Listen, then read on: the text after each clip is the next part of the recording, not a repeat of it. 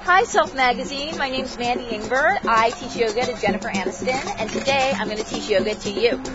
Before you begin the workout, you may want to do like 22 minutes of cardio. That's what Jen and I do before we do this. So we're going to start with a sun salutation.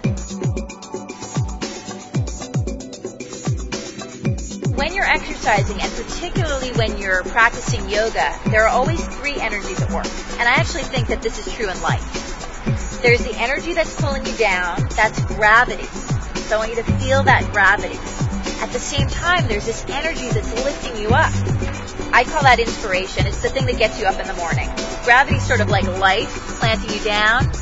Inspiration is what's lifting you up, and you're in the center of those two energies. So I want you to try to feel that.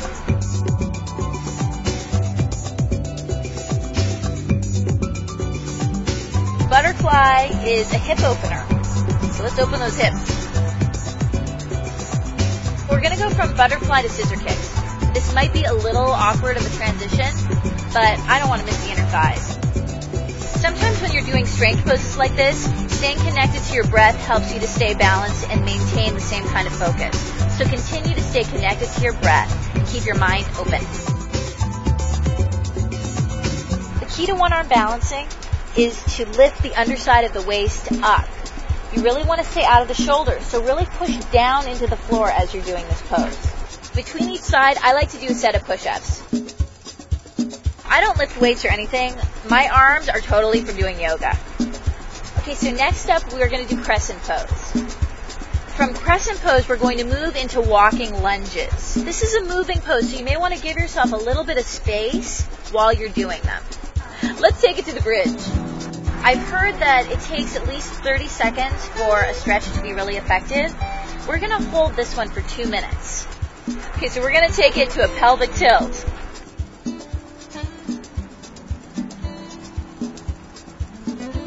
Okay, we're going to come onto our hands and knees and do cat and dog tilt. This is a really good pose for those of you who are pregnant. It's also excellent for your spine. Since we're already on our hands and knees, we may as well do a few leg lifts. Can never do too many leg lifts.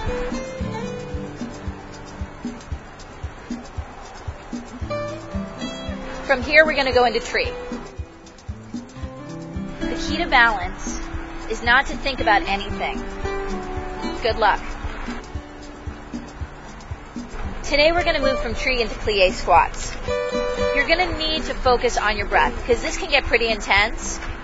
So just stay with it. Plie squats are really great for your inner thigh. It's sort of a dancer's move.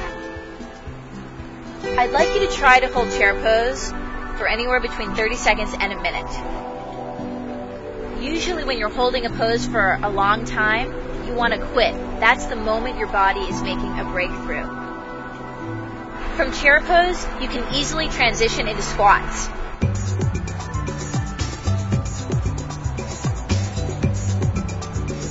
I want to just remind you guys that you don't have to do yoga perfectly. I don't. I just kind of let my body tell me what it wants to do on that day. Sometimes when you do boat pose, you may want to have your knees bent. And some days, you might want to try straightening them. The transition from boat into sit-ups is completely natural, and pretty much you're going to get that in a lot of yoga classes that you go to. So let's do it. As a woman, it's really important for me to develop a sense of my identity and myself. Every time that I connect in with my abdominals is a moment where I get more connected to that original place in my body. So I want you to try to feel that while you do this exercise. Bye, Self. Thank you so much for having me and for letting me share my exercise routine with you. See you soon.